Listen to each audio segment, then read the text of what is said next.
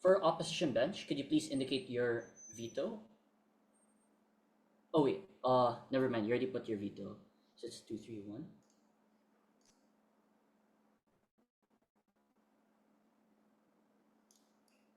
Okay. Just to clarify, government bench vetoed the first motion, while opposition bench vetoed the second motion.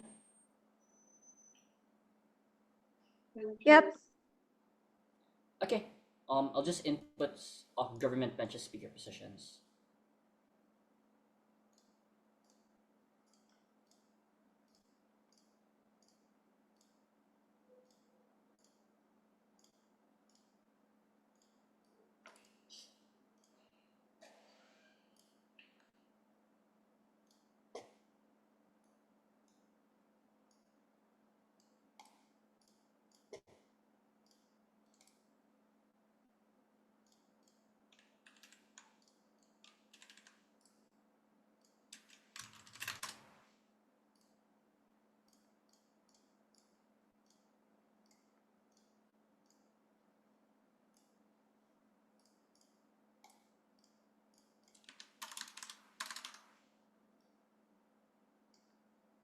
Okay, so I guess we can start the round.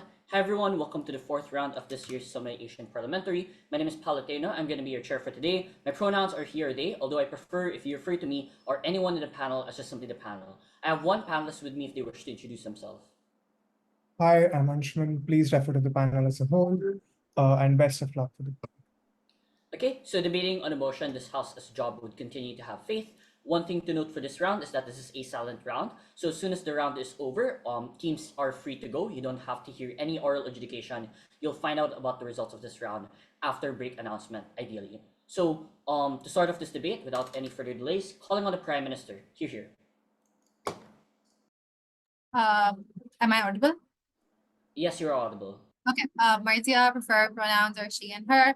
I can't see the chat, so if you have the POI, unmute yourself. Just don't badger. And yeah, I'm just gonna have my timer up. Give me a second.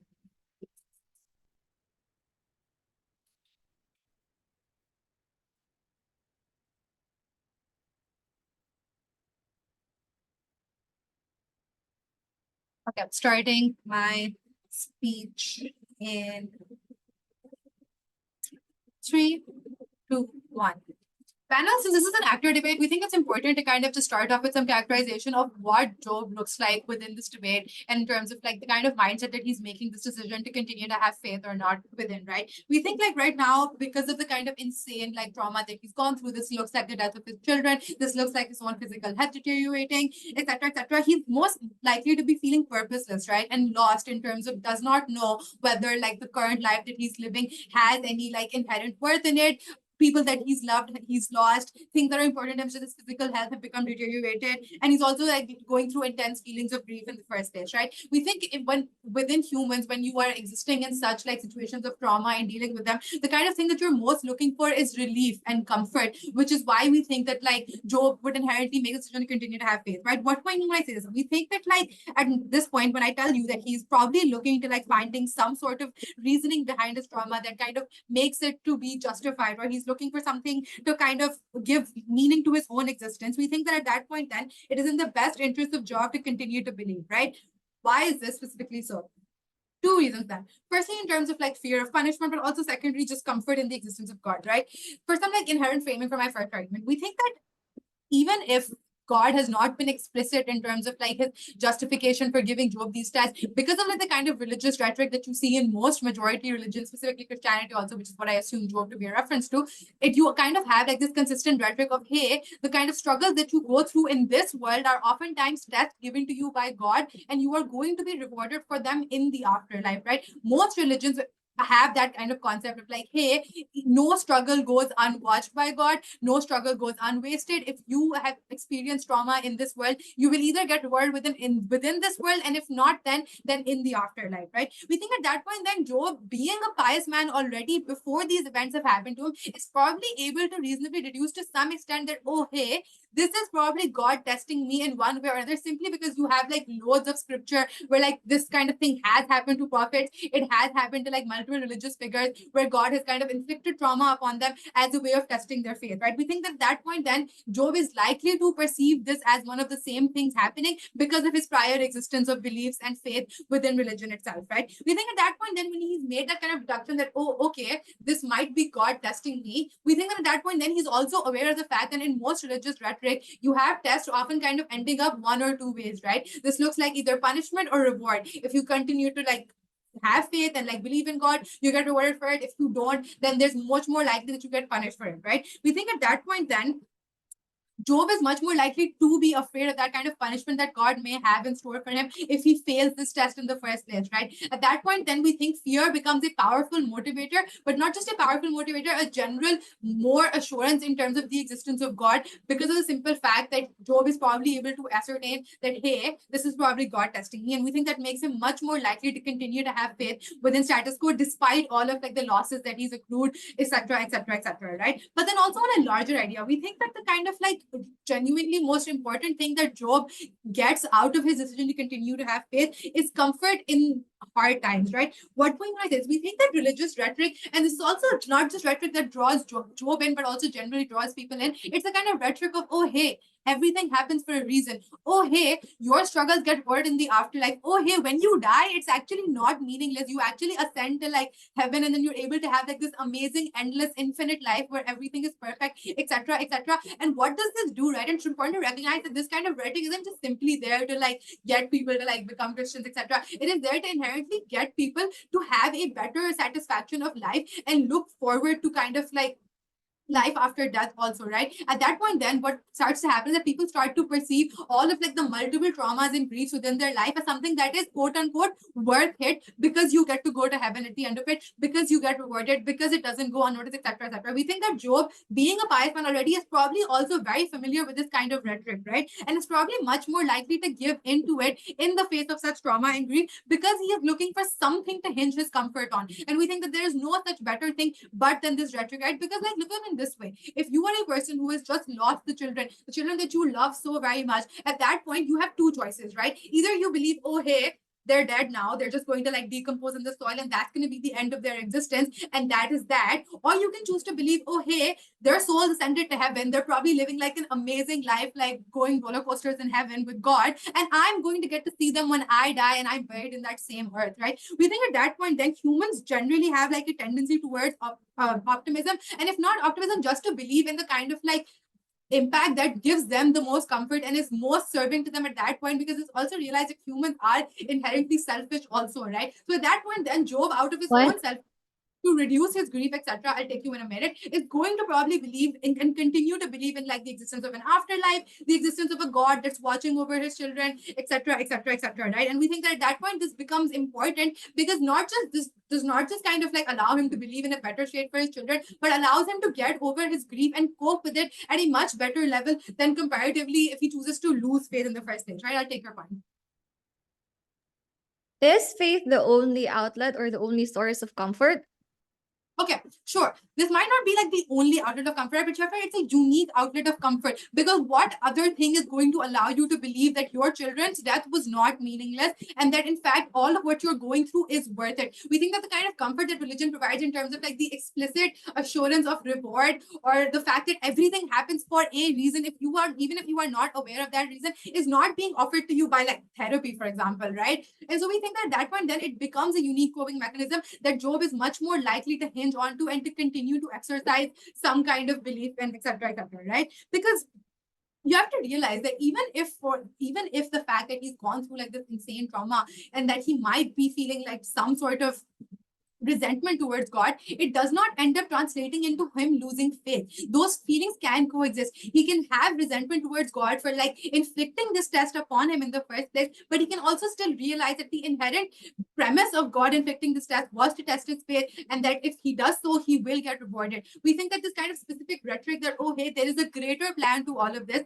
that I am not aware of, it gives you purpose and meaning in your life, which you think is like the kind of inherent thing that we all are looking for, but specifically Job, because of the kind of insane trauma that he's gone through, right? At that point, then we think that when he continues to choose to have faith, he not only like protects himself from like any presumed outcome of punishment, he also at the same time allows himself to believe in the better world, to believe in relief, and to believe in just generally more comfort for himself. That was it. Okay, we thank the Prime Minister for that speech. Moving on to the Leader of Opposition.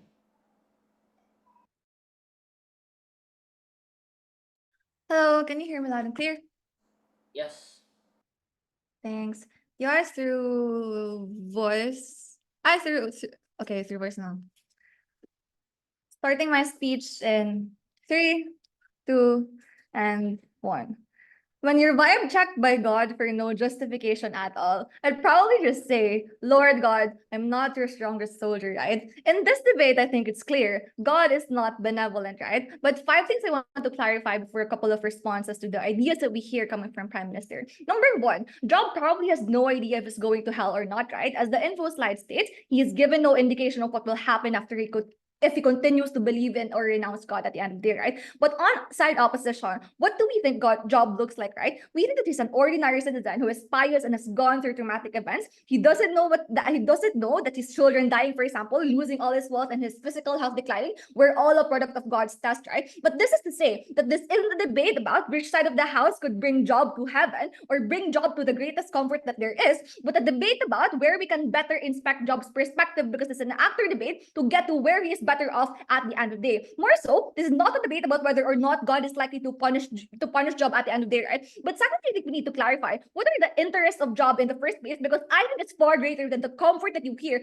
coming from government, right? Number 1, I think the interest is particularly to find solutions for yourself, right? Because 1, you can't be depressed and take all the time you need to grieve for the loss of your children, but the world won't stop moving, right? I think that the world won't stop for Job to pick up himself or to decide, for example, whether or not he'll continue to believe in God. Therefore, he has an inherent motivation, for example, as a human being, to simply survive by virtue of finding solutions for himself after those traumatic events has happened to him. But number 2, the comparative is fairly simple. I think that on side government, most likely Job will have this loss of will to find solutions for himself, because most likely he will hinge on the comfort that you can get coming from God, right? But I would note later how that is very questionable and particularly detrimental on side government, right? But number 3, I think it's also his interest, for example, to keep the blessed things to himself, but also not to the detriment of his own. Because understand that these things already happened to him, but he had no idea that it was like a simple test from God, and it has no justification at all, right? Number 3, I want to clarify very importantly, why was he pious in the first place, right? And this is us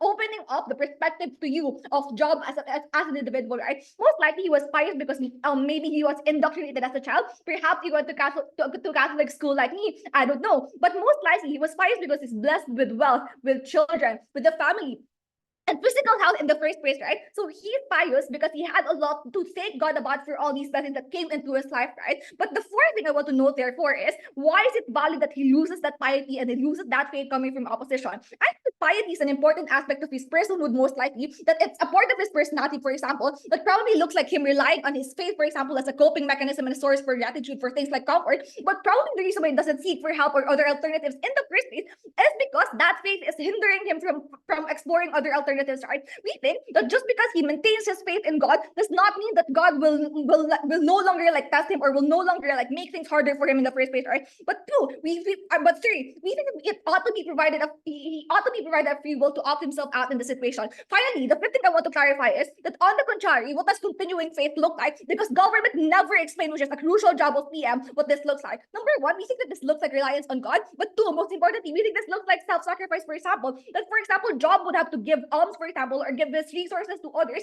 even if he no longer has the money or resources for himself. I think these things are the things that you're likely to get inside government, which are particularly harmful. Right? On account of those characterizations, you only hear from LO. Let's go over particular responses, right? Number one, I think the only reason why he's scared of punishment, as government posits, is because he's going to hell, right? Without knowing that he's already living in it in the first place, right? We think that if this is his only incentive to stay faithful, then this faith isn't even authentic in the first place, right? Understand that authenticity then becomes an issue on God, because your faith is likely going to be inauthentic if the only reason you're staying in that faith, for example, is because you're scared of punishment, not knowing that you're already being punished in your current life, right? But at least on opposition, the thing that you get is there's a sense of comfort still, because you don't know if you're going to hell, right? The second thing I want to respond to is this idea of comfort, right? This is probably the best argument that you hear coming from Prime Minister, right? That there is comfort in our times and that you want something to hinge your comfort on, right? But I want to note that God isn't the only entity or the only thing that exists. That faith is not the only source of comfort, and they already agreed to this, right?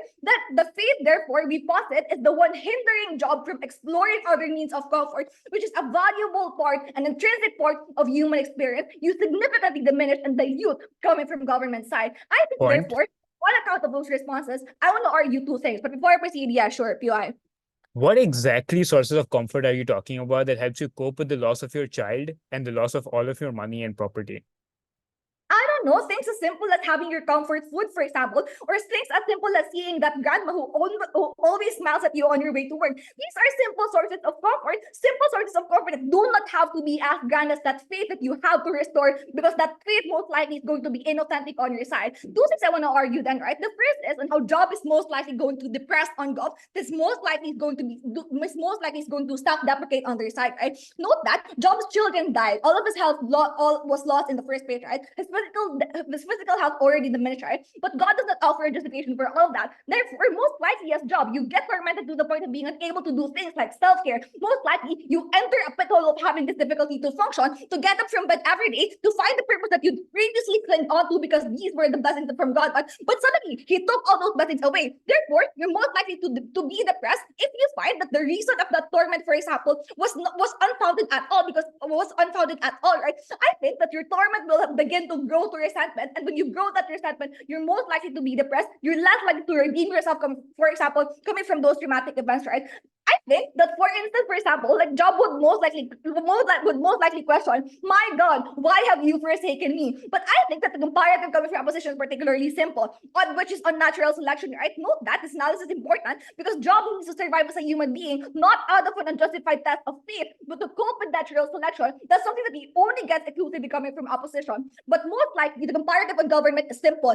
Job is most likely going to stay miserable, is going to believe that he's forsaken by God because these things happen to him. He's unlikely to get that comfort at the very end of the day. But the last thing I want to note is that staying faithful on their side is the bordering on painful, because the God you're faithful on keeps on testing you, right? The last thing I want to note, finally, is on how, it's a second argument on how you get liberation from the shackles of a non-benevolent God coming from opposition. I think that the comparative is simple, that the harms of losing your children are more tangible than the harms of losing your faith. So in opposition, you have irreversible damage because it's impossible to bring back Job's children to life or have them resurrect on the third day like Jesus did. But on-site prop, but on our side rather, you can go back to the Catholic Church anytime. This is true because a test from God does not have a specific timeline. Look at Saint Ignatius of Loyola, for example, having his cannonball event and later having his strong faith to God. More so, the comeback of his faith is going to be more authentic under our model. For all these reasons, very proud to negate. Thanks.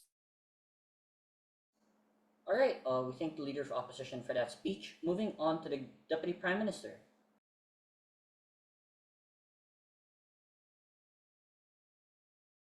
Hi.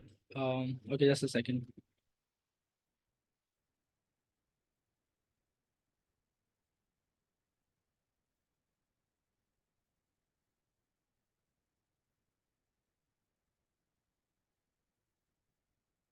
Okay. Am I audible?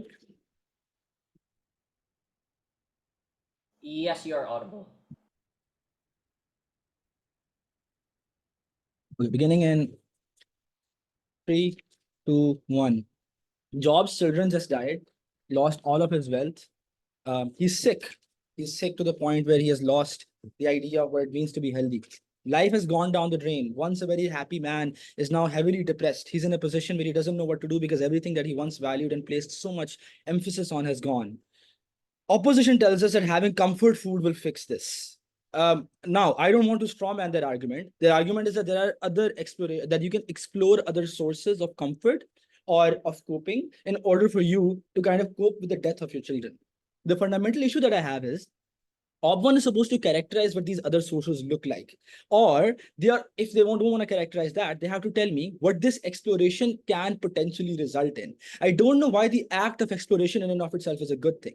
But also, I want to question a man so traumatized and in such a bad situation, I don't really know why that man should be burdened with the idea of exploring other sources of comfort when one is right there in front of us, one that they have not been able to prove comprehensively is bad thing as well to begin with. I need there to be a counter narrative for this debate to be viable in any context, because for you to argue this in absentia that you can just do something else, but this is not good enough. But also, I want to argue here the uniqueness of faith in and of itself as well. You see, when you have faith in God, what you really believe is that God is an all-encompassing entity. He has power over everything. He can define your fate. He is fate. He defines whether you live, whether you die. He can literally bring your children back to life, or can kill you the moment that you are standing here right now without any reason to begin with as well. He's all-knowing. He's all-powerful. This context is very important because it means that God, since is all-knowing, is also a God who is making decisions for you. At that point in time, having faith in this sort of a God is going to give you some sort of a hope as well. Because understand that we're assuming as part of this debate that Job continues to have this faith. What does this faith look like? Not only faith in the existence of God, but in the benevolence of God as well, i.e. the fact that God is out there and he's going to help me no matter what happens. I want you to notice here that this unique mechanism that exists in terms of faith is something that is not present at their side of the house. I think this is something that is uniquely needed when you're dealing with such heavy traumas of your child dying as well. Because we're not talking about you losing your job. We're not talking about you losing the finals of UADC. We're talking about your children dying. At that point in time, only divine reliance can help you get through something like this. I don't really know why then they argue what they're arguing, right? But secondly, Job doesn't really know if he's going to heaven. He doesn't know if this is a test, etc., etc. This is where the fundamental or a traditional understanding of religion becomes very, very important. Because you see, in most religions, and especially Abrahamic religions, since I'm assuming this debate is arguing within those contexts, the understanding here is that God puts you through big struggles and small struggles in your life. Small struggles can look like perhaps you not doing well on a text, and no, just write it in the chat, don't interrupt. You can just do, you're not doing well in a test. That's a smaller struggle. A bigger struggle is perhaps you losing someone you love. The point is that people who are religious, and it's not only about piety, right? Piety is that you're a good religious person, but having faith means that you genuinely believe in these things to begin with. People who believe in these things have this understanding of religion that God is testing you through these mini and major tests as well to begin with. Please don't type that. I am not appreciative. Anyway, point of the matter is that in such a situation, I think Job is first of all going to know that this is a test, and a natural consequence of a test is either a reward or a punishment. So if he passes this test, he gets a reward. What does that reward? Maybe his life right now improves. Maybe he gets new children. Maybe his wealth comes back. Maybe his health improves. Or a reward in the afterlife, i.e. he gets back with his children and he lives in literally in heaven in eternal bliss to begin with.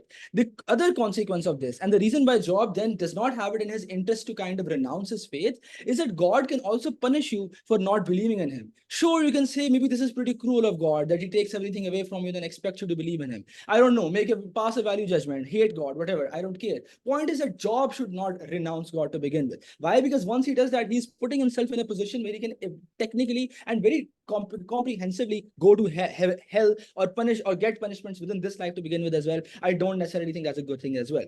Third idea, that Job should find solutions for himself because the world won't stop for him. I think Job can continue to find alternate solutions as well. I.e., if you really think that there are other coping mechanisms or other solutions to improve your life, like let's say getting your wealth back together, getting another job or something like that, maybe going to a hospital. I think this is something that is inexclusive. It can happen on either side. Belief in God does not necessarily mean that you sit down and just wait for an angel to arrive and pick you up and then take you to some sort of a bliss. But also, secondly, the idea that oh my God, he's already living in hell. he should not be scared of hell. I don't know what this idea was. I think afterlife is a huge factor of any religion. I think even if he does admit, or even if he does recognize that he's living in a bad condition in his life right now, I don't necessarily think that's a bad thing, because I think that person is going to recognize that this is still better off than the external hellfire that there is out there. I think putting up with this is a good thing to begin with. Last idea then about how you are likely to be resentful and depressed, and that you question God because you feel that God has forsaken you. I think a fundamental thing here, and a fundamental part of this test basically, or a fundamental part of keeping faith, is that sure, God is not happy with me right now. Maybe God is punishing me for something, but God has not forsaken me. That is a part of this debate, i.e. continuing to have faith is not simply a continuing to have faith in God, in the existence of God. It is continuing to have faith in the fact that God is still out there and will help you and has not forsaken you. That is what this debate is. But even if there is some level of resentment and some level of feeling forsaken from God that exists to begin with, I think that is still fine, because it is essential to keep his faith, because even if he feels that, okay, God did so many bad things to me, it's still the fact that God did these things, and God must have had something better in mind for me, i.e. everything in life comes a full circle, and if I'm feeling bad right now, or if something bad is happening to me right now, eventually I will get something. Maybe I'll get it after death. I think all of that matters a lot. My own argument then is about how this takes away from self-blame as well. What is going to happen if Job doesn't believe in God, right? And this is me kind of telling you what their alternative realistically is going to be, right? In our model, it's that, okay, Job is putting this like, okay, God put me through a test and now I'm going through this test and stuff like that. Even if he doesn't know this, through Marziya's analysis of how religious tests are a very common thing within religious scriptures, I think that he's going to believe in this, right? But once he doesn't believe in this, I think he's going to blame himself for the faults that he has incurred through his life. I.e., for instance, maybe I should have saved my children. Maybe I should have earned more money. Maybe I should have taken better care of my health, stuff like that. Because the only other person that he can blame other than God is himself. Because there must be some sort of liability or culpability that he can point towards, or maybe I could have done action Y or action Z better. At that point in time, I think since self-blame is a natural consequence of you not believing in God and simultaneously suffering through this, I think that's necessarily a bad thing, because that puts you through more depressive cycles and puts you in a position where you're more likely to maybe go ahead and commit suicide. But if not killing your child dying and then you blaming yourself is probably going to lead to that. But even if that is not the case, it's probably going to lead to a lot of self-blame and a lot of depression, which is inherently a bad thing as well. I don't think this exists once you recognize that God was doing all of this as a test. It was just a little prank. You're going to get something better into the future. When you wake up after death, you're going to be in heaven with your kids. I think that's a good thing inherently, even if it might not be real. Vote side, government. Okay, we thank the Deputy Prime Minister for that speech. Reminder for speakers to please take POIs, and as much as possible, keep the chat only for POIs. Moving on to Deputy Leader of Opposition. Here. Hi, am I audible? Yes, you are audible. Hello, this is Noor from Ateneo de Davao. POS by voice from Hershey. I'm using Joey's device. This motion feels so blasphemous, by the way. Anyway, starting my speech in 3, 2, 1. Noah's Ark may have been slaveful in saving the biodiversity of Earth, but it can't compare to Job's redemption arc on our side of the house. Clarification number 1, God is not benevolent in this debate and therefore does not deserve faith.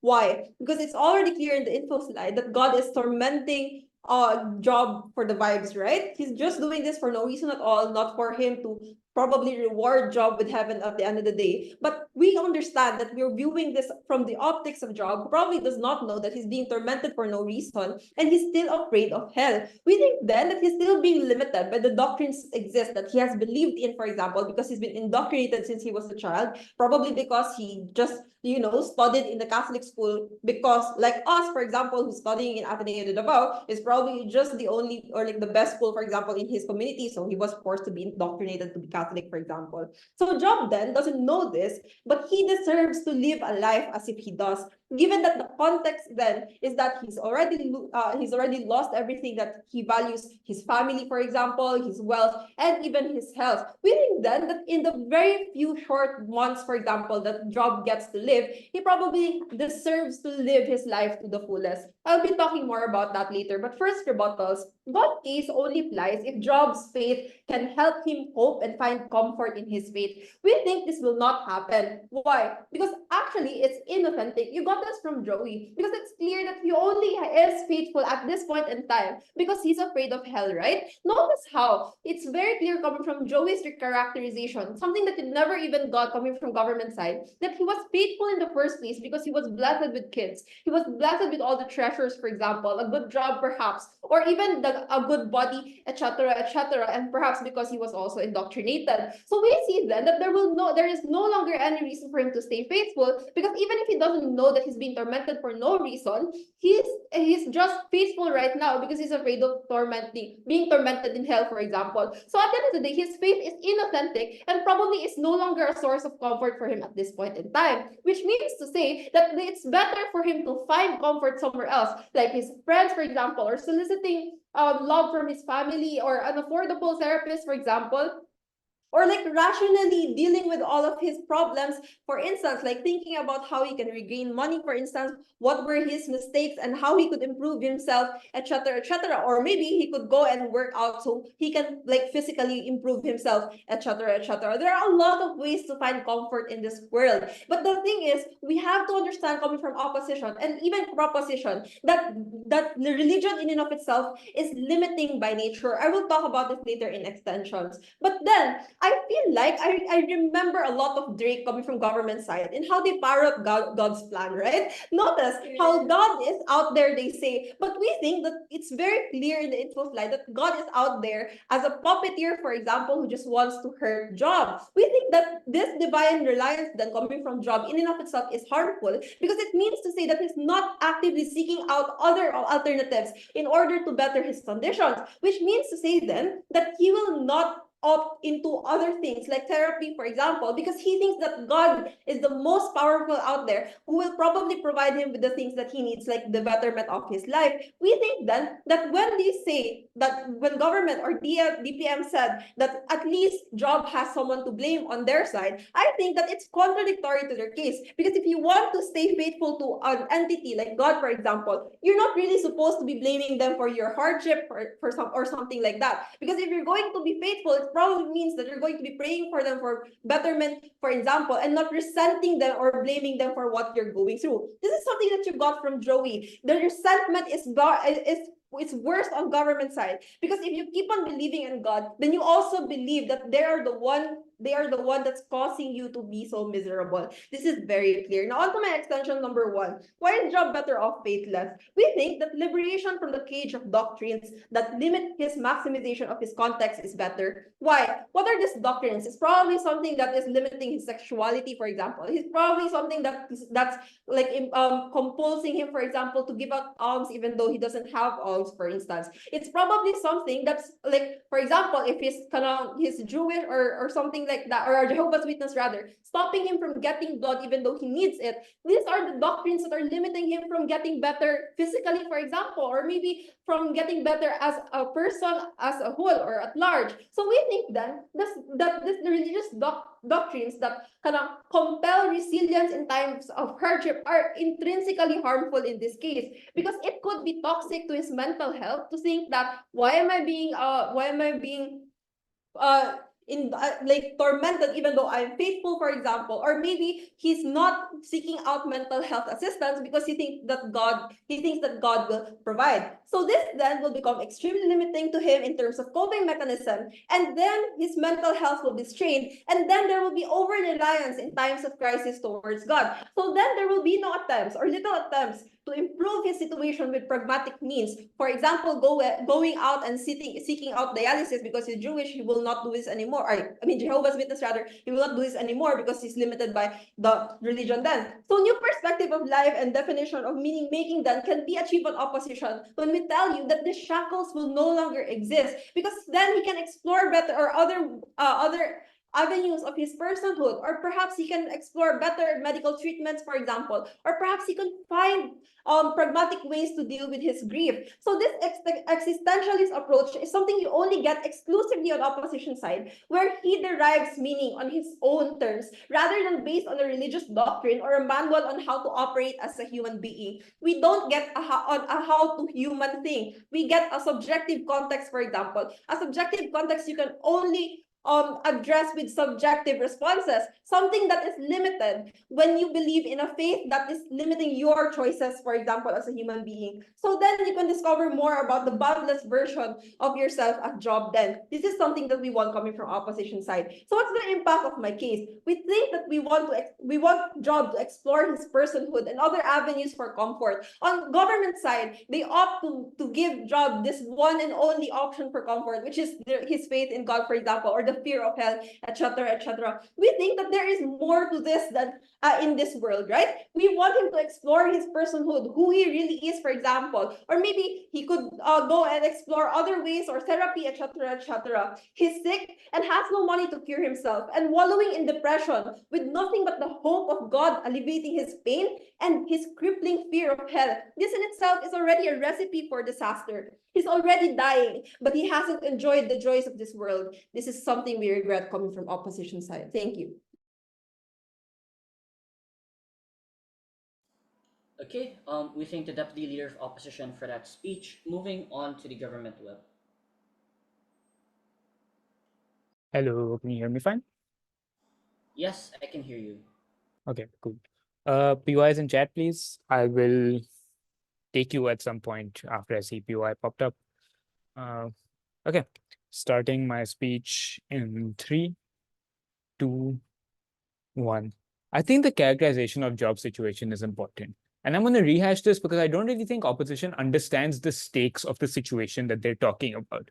Job has just lost his 2 children, which he spent his entire life raising and connected his worth to. He's lost all of his money and property, something he spent his entire life building up, and he's barely healthy enough to stand, which means it's very, very unlikely that he's going to be in a position to alleviate any of his poverty or alleviate any of the conditions that have put him in this place in the first place. The issue then is not of inaction and the world continuing to move, but giving or completing Job's loss of purpose and the ability to cope. Any side that gives Job this sense of purpose and the ability to cope with these terrible traumatic conditions that have been put onto him are the side that wins this debate. 2 important pieces of context then. One, on this idea of scripture and religion and what it looks like, especially in connection with somebody who believes. And secondly, the idea of why people in religion. I'll get to why this is important in my one big clash. The important context then of scripture and religion, I think, are threefold. A, that there is an afterlife, i.e., any struggle that you are facing in the current world is likely to be rewarded by better or even greater conditions in the afterlife that is to follow.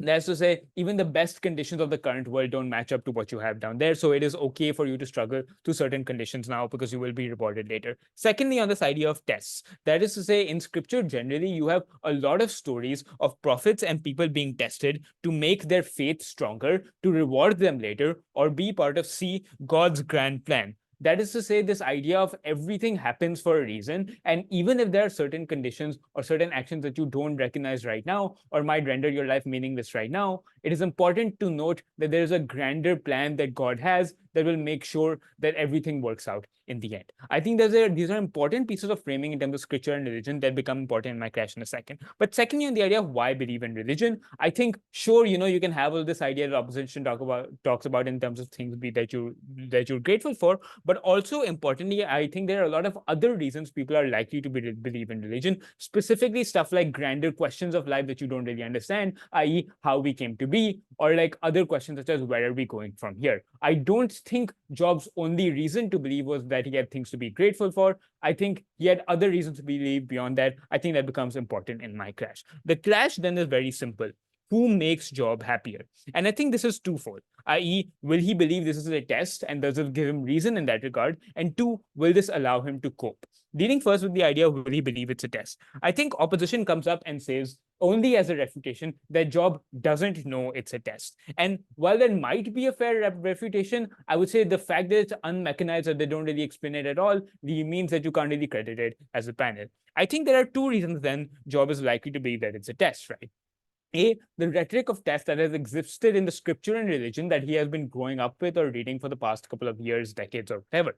I.e., he has seen people around him, or he has seen stories of the prophets and people he believed in being tested by the God that reigns above us all, or whatever rhetoric you want to use there, and then them being eventually rewarded or their situation eventually working out in the end. I think for somebody who has grown up to believe that these conditions or like generally terrible conditions are parts of God's grand plan is likely enough for us to assume that any terrible conditions Job faces in his current life is likely going to make him extend this logic towards his own life, i.e., believe that what he's currently going through is a test as well. But B, even if you're likely to not believe that, I think there is a human tendency to seek explanation for certain conditions that you are going through. I.e., even if you're talking about, even if you keep separate the idea of God having a grand plan, I think people tend to want to attach reasons for anything that came to take place. I.e., if Job's children have died, or if he has lost all his money and property, he wants there to be a very valid or coherent reason that even if he is not able to understand, exists for all of these conditions. I think under that framework, he is likely to believe that God has his reasons for him to go through this thing.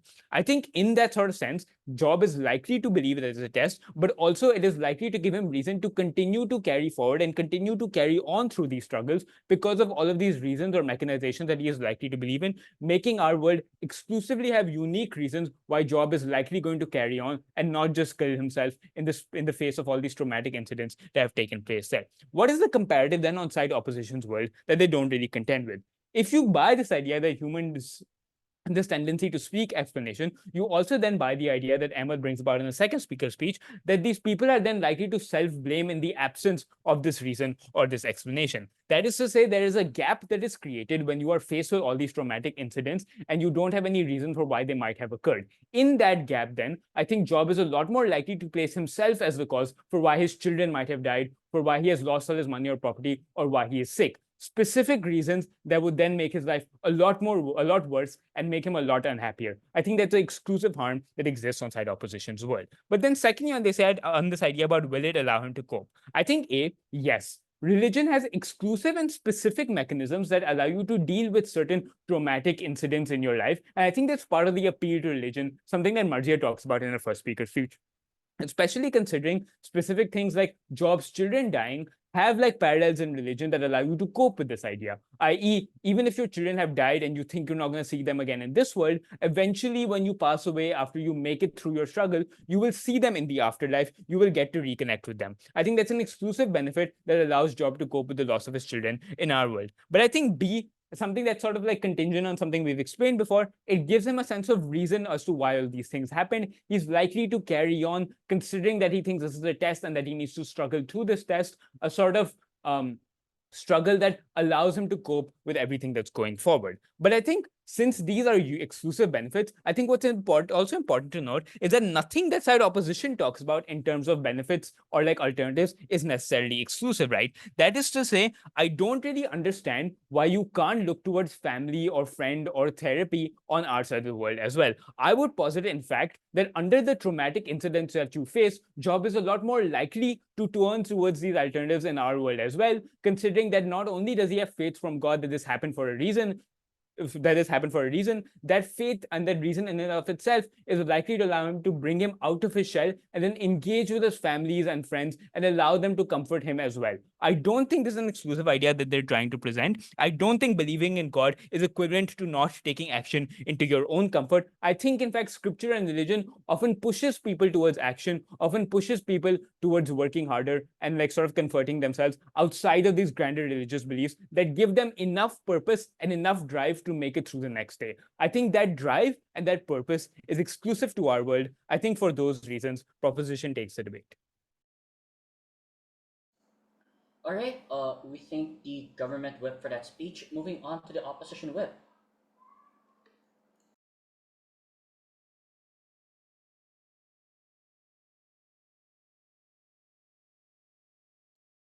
Hi, I'll just set up my timer and paper.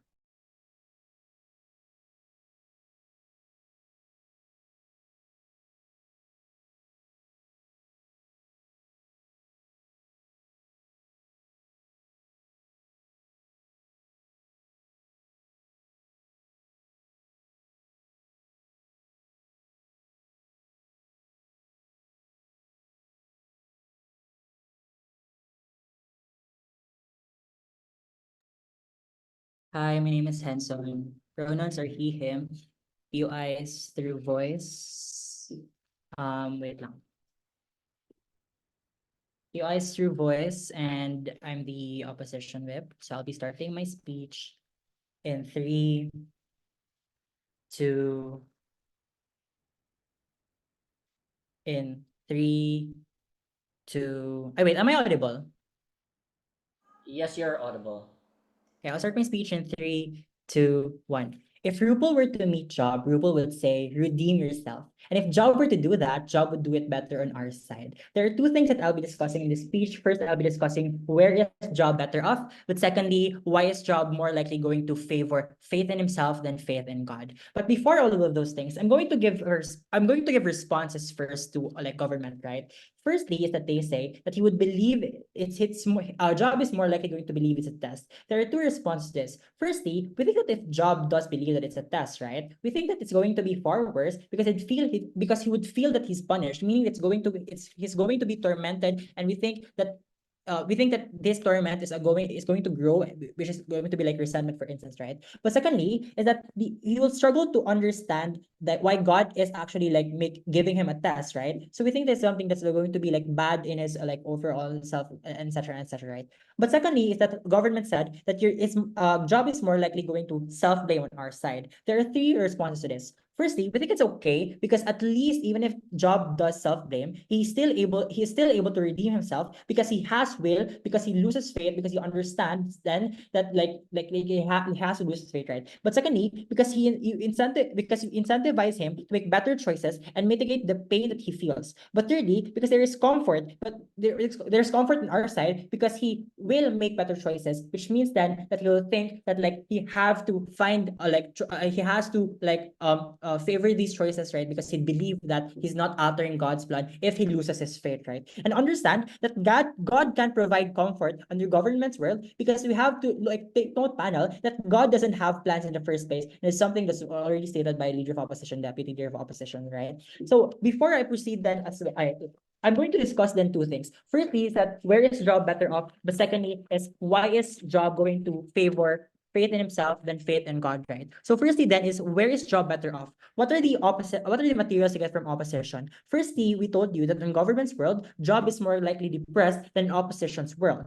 Government's world, Job is more likely depressed than in opposition's world. How did opposition prove this? We told you that one, he will feel more tormented if he still has faith because firstly, he'd feel that God is just vibe checking him, right, for the vibes. But secondly, because it's less likely to mitigate these pains if he still has faith because A, he will think that he deserves this because he is pious in the first place. But secondly, because he's less likely to believe, is less likely to like better his condition because he think that God might be teaching him a lesson, and he think that if he like makes choices that will mitigate these pains, he'd think that he'd think that he'd offending God because he'd like changing what God is actually planning for him, right? But secondly, that is that we told you that his torment will go to resentment. And we think that's going to be bad, right? And we think that it's something that's going to be like far worse under government. But thirdly, we told you is that this test is just a vibe check, right? So he will struggle to understand, meaning that like he'd feel like tormented and etc. But secondly, then is that we told you that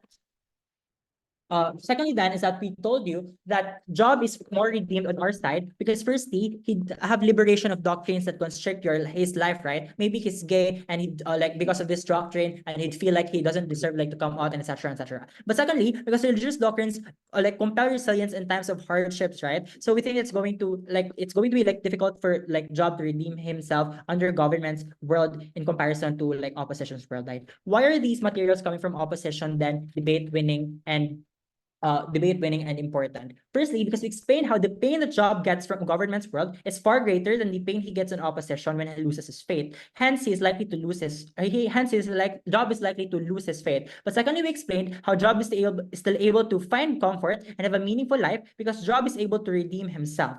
How do these materials from opposition then tie back to Job's interest? Firstly, because it is in his interest in the first place to have will to find solutions for himself. So Job is able to solve his pain by his own will because he loses the faith in the first place. So I'm going to engage then on the worst case that like government is trying to posit that he might get depressed. There are three responses to this. Firstly, two responses. Firstly, is that at least even if he's depressed, he doesn't have to worry if he's altering God's plan because he doesn't believe in God anymore. Meaning then that he's likely to find he's likely to like favor choices and etc. in order for Job to like mitigate the pain that he's feeling because he doesn't think that he's altering God's plan and etc. But secondly, is that at least this pain is mitigable on our side in comparison to the government's world because there are literally other alternatives for you for comfort, right? There are other alternatives for meaning making. Like firstly, you can still perform almsgiving even if you lose faith and etc. And secondly, you can like do simple things like comfort food, for instance, or etc. But really, you could also like seek therapy or whatever. So secondly, then is that I'm going to discuss to you on why is Job more likely going to have faith in himself or like faith in than faith in God. So why is Job then likely to favor faith in himself than faith in God? Firstly, because he would feel more liberated, meaning that it's not constricted, meaning he'd have like a fulfilled life and etc. But secondly, he'd have more autonomy to find solutions for himself, which ties back to his interest. But thirdly, because he finds comfort in the fact that he might not go to hell, and we think that even if this sense of comfort is small, we think it's still significant because like the pain that you like have, for instance, are still going to be mitigated. The comparative then is that on government's world, Job is going to be more constricted, and we think that Job is going to we think that the pain that Job feels is going to grow more, and we think that this pain is going to be like exacerbated, right? In comparison to opposition's world, Job is still able to like mitigate these pains, and we think that Job is likely to like favor the solution. We think that Job is likely to favor than having faith in himself than having like faith in God, because at least on our side, he'd feel like he'd be liberated and etc. Because we already told you that it's going to be difficult for Job to mitigate these pains under governance world, because again he'd think that he deserved this pain, but B, because he's like less likely to like better his conditions because he'd think that God might be teaching him a lesson and etc. Right? The impacts of this our opposition's case then are outcome independent, while on proposition's case they're like it literally revolves around like Job's incapacity to find solutions for himself and etc. And understand again that God in the first place doesn't have like a God is not a benevolent God in the first place, right? And it was already stated by leader of opposition, deputy leader of opposition. So with that and all the reasons, I think we win this round. So very, very proud to oppose. Thanks.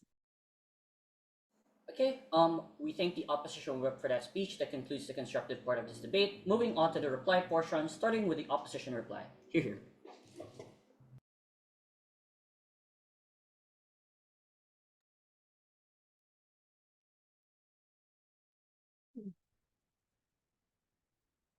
3, 2, and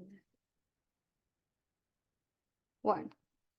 The PO I wanted to ask earlier was, why is it good for Job to live a life dictated by God, to live a life like a puppet of the supreme being, if that's what DPM tries to tell us, right? But I think that just like faith, government's case must be relying on divine guidance, because Noor explained earlier in her speech that the only way for their arguments to fly is if they can prove that it actually helps like Job at the end of the day, but that too it doesn't lead to his entire detriment, right? We already proved to you coming from opposition that number one, the harms that you're going to get if you continue to have that faith would lead to you significantly like harming yourself further. It's not even a test from God anymore. But number two, we as Job, we'd likely like renounce our faith to God because we think that that's what we're better off, right? And even if we get angry, or even if we blame God, or even if we get forsaken, these are all things that you can handle independent of the faith that you have. It's better to live a faithless life then. I think that all of the analysis here from me and Noor were already sufficient, right? But let's try to like go back. What had government proved in this trial? Number one, they tell us that comfort is something that you need and that you cling onto God for this. But at number two, divine reliance is the only way to help you, right? Number three, even when he's not forsaken, it's okay because it's God's plan. I think that a lot of these things are already very questionable. I would go into the specific reasons, but if their case is contingent on Job's incapacity to find other ways, from her speech alone, they already fell. But the conclusion of their case is simple. We think that they're looking at Job, the actor, as an inferior inferior being who needs to rely on God, who is the supreme or superior being they paint, right? I think that the framing that came coming from opposition, the framing that came coming from government only came coming from like at best coming from whip, right? I don't think that those are stuff that you can still get it. But two, the problem with their case is particularly simple because number one, understand that comfort doesn't need to be granted, right? I think that they can't invalidate things as simple as your friend visiting you at your home, for example, bringing you your favorite comfort food. I think that these are the things that allow him to cope with the loss of his children enough and give him like enough drive to go through the day using the same logic analysis as you heard coming from government whip. But I want to deal with that battle cry you hear from them, right? That most likely it's better on their side because like Job will get to reconnect with his children or whatever that is. But understand that there's no guarantee that Job will even get to reconnect with his family in heaven at the very end of the day. Because number one, if he believes in someone who isn't even sure exists in the first place, that means that this extends to the idea of the afterlife, right? Therefore, I don't think it's valid for Job, for example, or if it's even with him, I think it's impossible for him to hinge on a reunion with your family as like the sole, like, for example, motivating factor of like retaining your faith on God because their argument on comfort already fell. But third and most importantly, note how the strongest point they have, which was on comfort, has no guarantee at all of happening or even occurring, right? This is why Henson had to point out that best of the analysis, best of the impacts you hear coming from government are dependent on the premises that they never prove at the very end of the day. But the reason why we win coming from opposition is particularly simple. We explain that Job is most likely to get depressed on government, but that number two, on opposition, you get liberation from the shackles of the dogma, you derive meaning, and he's able to derive meaning, for example, coming from his own terms and independent of his life, for example, being dictated by that supreme being, right? I think that finally, Job is greater than his faith. He deserves a better plot than what was written by God, but he may not be the strongest soldier, sure, but he's gotten himself a badge of honor for overcoming that PTSD, which was just like a simple vibe check from God, who's still unlikely to help him at the end of the day. For all these reasons, proud to negate. Thanks. All right, we think the opposition reply for that speech. Time for the government reply to close the debate. Here. Am I audible? Yes, you are audible. Okay, starting in 3, 2, 1. Right off the bat, I'm gonna say something. Assuming this debate assumes that God is real, religion is real, God is actively doing these things to Job. If Job opts out of religion and tells God, no, like, go away, I am not gonna bow to you any longer, Job is going to end up in hell. I think that's very much against the interests of Job, and Job recognizes that. That is why there's a very, very simple reason for why Job shouldn't abandon his faith to begin with. But I'll tackle the few shanty ideas that side opposition brought to you, right? First of all, the idea of alternatives.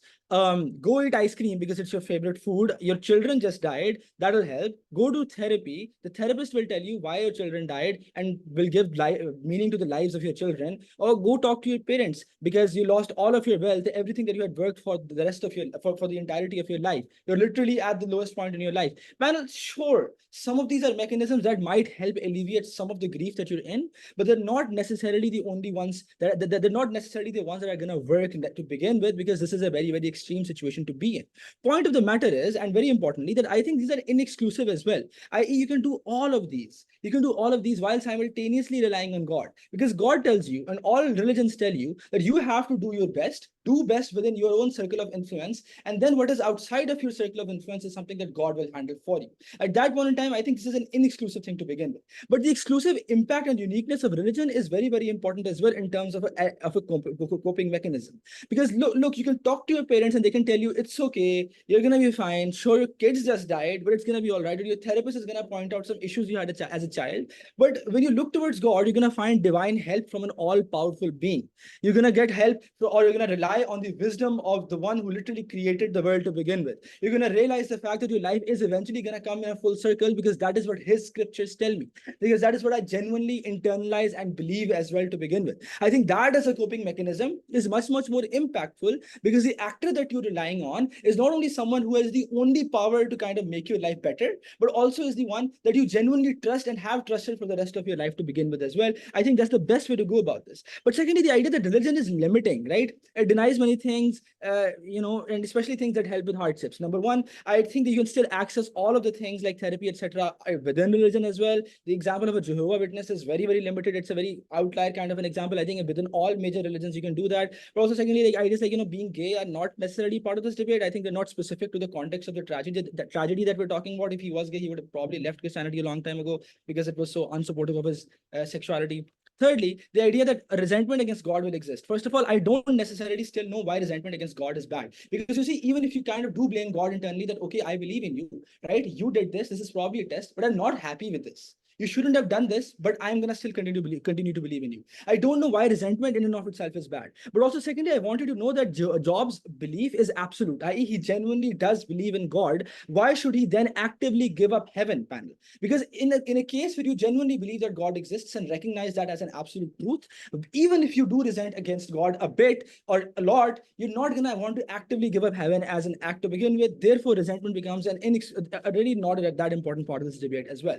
Right? Next up, the idea of self-blame, which they said he can redeem himself because of the self-blame and better himself. Panel, self-blame is going to result in it is a heavy indictment. Your children died because of you. How do you better yourself? I am sorry if you think your children died because of you, you can quit smoking, or perhaps you can, maybe get better marks in the next test that you're gonna give. That does not mean it's gonna bring them back. It's not gonna give meaning to their deaths. It's not gonna help you better. No, there is no way for you to take away from the self-blame. I think you want a reason, right? You want a reason for what happened, right? And either you can place that reason towards God, that this is a test of God, or the only other reason they can possibly think of is that I did something to deserve this, or that I am genuinely a bad person who actively did these things and harmed his loved ones to begin with. I think that in and of itself is a very, very bad thing. It's not a good thing for you to put yourself in. We want religion as the coping mechanism. Your life might be permanently ruined. We want afterlife to be the single most important mechanism for you, or perhaps God's help is the single most important mechanism for you, because that is the only one that will realistically work. Both side, gov. All right. We thank the government reply for that speech. We thank debaters for what is a wonderful debate. Please cross the house. Once again, this is a silent round, so you will hear about the decision after break announcement, ideally. You can reach out to me on Messenger or Discord. If my panelists consent as well, you can reach out to them.